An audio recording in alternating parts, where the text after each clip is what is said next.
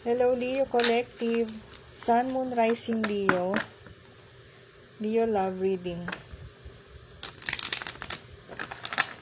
Alamin natin yung energy, current energy ninyo, ng sitwasyon ninyo. Yung feelings ng person nyo, anong intention nila, anong action nila towards you, at ano naman yung possible reaction nyo about doon. And possible outcome ng connection. Energy check, Leo. Overthinking ka, Leo. Gusto mo umalis? Why? Oh, because mas mahal mo na yung sarili mo ngayon, Leo. And nakapag-decide ka na. I'm feeling compelled na tignan tong nasa bottom of the deck. Nakapag-decide ka na dahil sa mga disappointment. Meron ka ng strong boundaries ngayon.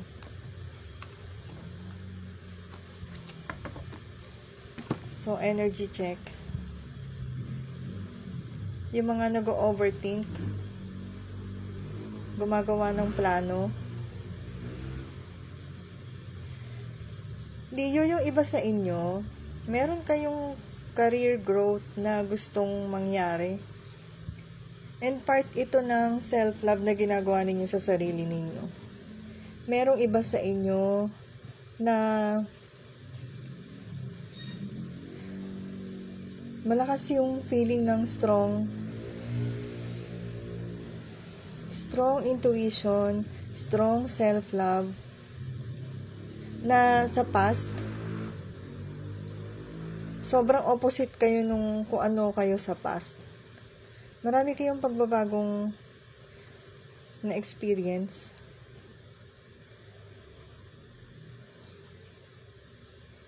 Yung iba sa inyo gusto mag-travel, Leo.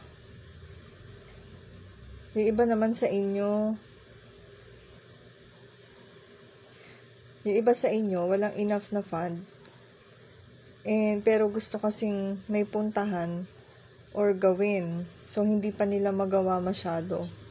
Tingnan natin yung feelings ng person nyo. Leo, kapag nagawi ka sa Facebook, pwede mo akong i-add intuitive reflections. Thank you. Feelings ng person ni Leo. Addiction, codependent, obsession, possession, controlling, has a black restraint. Parang itong energy ng person ninyo nagko sa inyo nito. Ang lakas ng attachment ng person ninyo sa inyo, Leo. Samantalang kayo, okay na okay kayo mag-isa.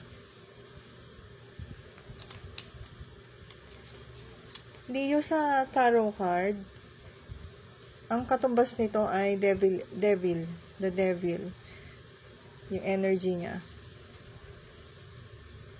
Possessive yung person nyo, controlling.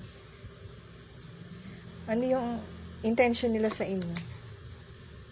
Ship. Okay. Parang ang lalim nito, girl.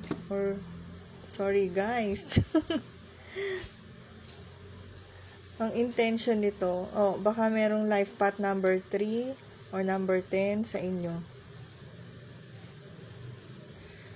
Ang intention nila,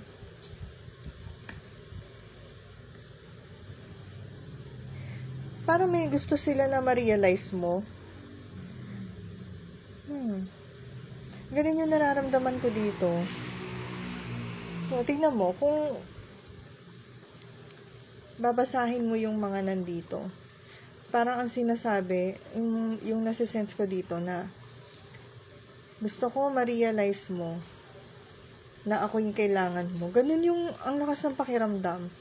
Kasi nga dahil controlling sila, possessive, parang gusto nila ma-realize mo na kailangan mo sila, Leo. Kaso naman, Leo ka.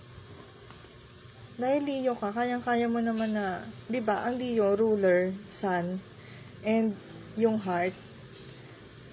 So, King of Cups, bagay na bagay. Kayang-kaya mo ikaw mag-isa. You are strong, Leo.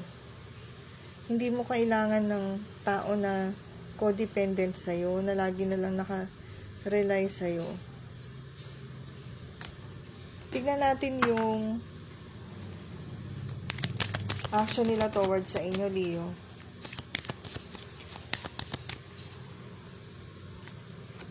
Action nila towards Leo.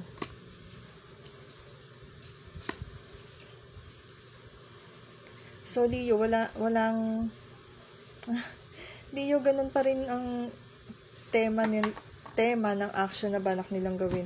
Gusto pa rin nila na i-manipulate kayo. At the same time, detach sila. Detach sa feelings nila. Gusto nila na sila yung may control sa lahat ng sitwasyon. Gagawin nila yun unti-unti. Ganun pa rin, Leo. Yung iba naman sa inyo, Leo, alam kasi nila na unti-unti na kayong lumalayo. So, parang nandun sila sa energy na anong gagawin ko? Kailangan may gawin ako. Ano yung possible na reaction nyo towards dito?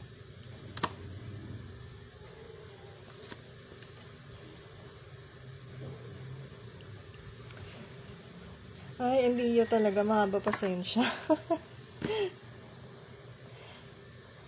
Leo, ang balak mong, hindi balak, ang possible na reaction mo towards dito sa person mo kapag ginawa niya uli yun. Hindi mo na sila papansinin. And yung iba sa inyo, kaya nyo na kasing balansehin yung sarili ninyo eh. Sarili ninyong emotions. So, mas nag-i-invest kayo ng time and ng attention ninyo dun sa alam ninyong may growth. Yun yung inaalagaan ninyo ngayon, yung sarili ninyong growth. Kung ano man yung growth na yan, career, ganun. Yan ang importante sa inyo ngayon. Ano yung possible outcome? Kung gusto mo ng private reading, Leo, i-message mo lang ako. Possible outcome.